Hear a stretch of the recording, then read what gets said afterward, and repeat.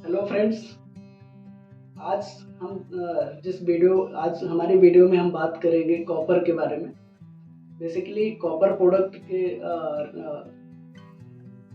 जो कॉपर का प्रोडक्ट है, जो भी हम डिफरेंट टाइप के प्रोडक्ट कॉपर के यूज़ करते हैं, उसके लिए अभी क्वालिटी कंट्रोल ऑर्डर आया हुआ है।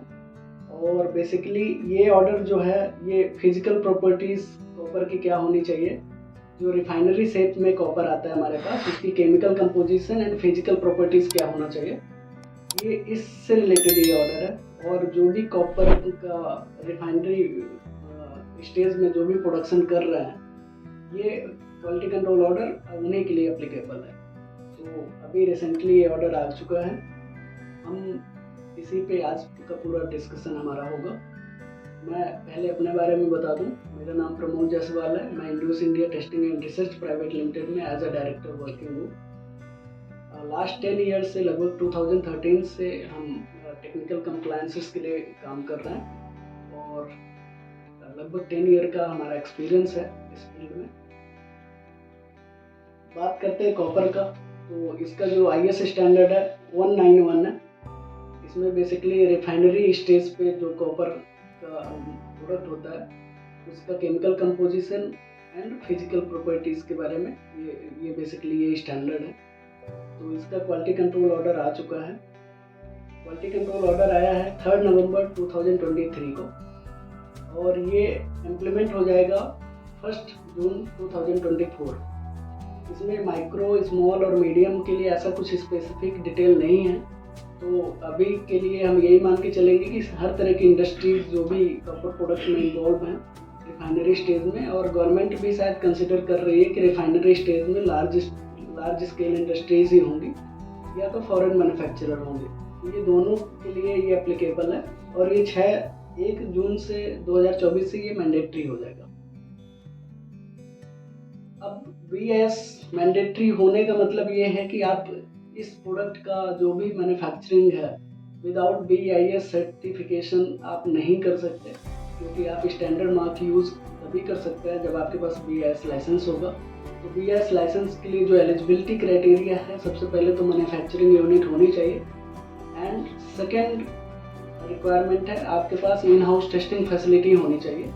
टेस्टिंग फैसिलिटी में यदि हम बात करें तो आपका जो प्रोडक्ट है, केमिकल कंपोजिशन जो भी आप चेक करते हैं, उसके लिए टेस्टिंग फैसिलिटी केमिकल कंपोजिशन का जो ट्रेडिशनल मेथड है, या तो आप स्पेक्ट्रोफोटोमीटर का यूज़ करके आप इसका कंपोजिशन पता कर सकते हैं। दूसरा, आपके फिजिकल प्रॉपर्टीज़ में जिसमें टेंसाइल वगैरह है, टेंसाइल स्ट्रेंथ है और बेंडिंग टेस्ट है, ऐसे कई सारे टेस्ट हैं जिनको आपको परफॉर्म करना होता है। तो ये दोनों चीज़ें, testing facility and manufacturing facility must है, आपके पास होनी चाहिए। ट्रेडर्स एंड सप्लायर्स को ये नहीं मिलता लाइसेंस।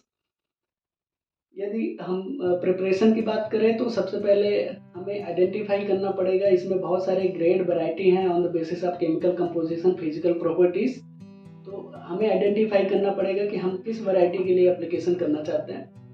हमारा स्कोप ऑफ लाइसेंस क्या हम लेना चाहते हैं, जो हमारे लाइसेंस में रिफ्लेक्ट होगा। On the basis of that फिर आपकी laboratory installation and sample testing भी डिसाइड होगा। आपका वैरायटी के बेस पे लेबोरेटरी डिपेंड करता है, टेस्टिंग डिपेंड करता है। यदि इसमें हम बात करें डॉक्यूमेंटेशन की, तो सबसे पहले तो कोई भी इंडस्ट्री जिसका जनरल डॉक्यूमेंट है, मैन्युफैक्चरिंग यूनिट है, तो उनका प्रेमाइसेस डॉक्यूमेंट होगा, उसका कंपनी का रजिस्ट्रेशन का, पार्टनरशिप डीड, या प्राइवेट लिमिटेड कंपनी है तो MOA AOA की कॉपी चाहिए। साथ ही साथ GST, उद्यम रजिस्ट्रेशन एंड इसके साथ जो डायरेक्टर्स हैं उनका पैन कार्ड, आधार कार्ड, ये जनरल डॉक्यूमेंट हैं। और टेक्निकल डॉक्यूमेंट में आपकी manufacturing process, manufacturing list of machinery, list of equipment जो आप टेस्टिंग में यूज़ कर रहे हैं, उनकी डिटेल्स, क्या एक्यूरेसी है, क्या लिस्ट काउंट है, रेंज क्या है, वो सारी डिटेल, प्रोसेस क्या होगा, step wise complete process, flow chart, layout and everything, technical details, आपका प्रोडक्ट का टेस्टिंग, जो भी पैरामीटर्स, रिक्वायर्ड पैरामीटर्स हैं, ये सारी चीज़ों का एक हमें डिटेल चाहिए होता है, तब हम इसकी एप्लीकेशन सबमिट कर सकते हैं। और ये डॉक्यूमेंट प्रिपरेशन करने के बाद जब हम आपकी BIS की एप्लीकेशन लगाएंगे, उसके पहले BIS की प्रोसेस मैं थोड़ा सा ब्रीफ कर दूं। इसमें आपका डॉक्यूमेंटेशन इनिशियल स्टेज है। सेकेंड, आपका जो सैंपल है उसमें एप्लीकेंट सैंपल BIS की लैब में टेस्टिंग के लिए जाता है, और सैंपल की रिपोर्ट आने के बाद फिर आपका फैक्ट्री की सारी प्रिपरेशन चेक करने के बाद एप्लीकेशन आप सबमिट कर सकते हैं। एप्लीकेशन सबमिशन के बाद BIS ऑफिसर आएंगे और सारी चीज़ें वेरीफाई करेंगे। जो आपका लिस्ट ऑफ रॉ मटेरियल है, रॉ मटेरियल का कंपोजिशन, आपका list of machinery, list of equipment, process, manufacturing process, testing process, आपकी storage facility, competency of quality control in-charge, ये सारी चीज़ें वेरीफाई होंगी।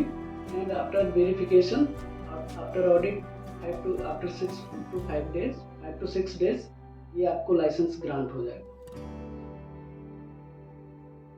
यदि बात करते हैं कॉमर्शियल की, तो इसमें सबसे पहले तो गवर्नमेंट की फीस होती है, जिसमें आपका एप्लीकेशन फ़ी है, इंस्पेक्शन फ़ी है, लाइसेंस फ़ी है, एनुअल मार्किंग फ़ी है।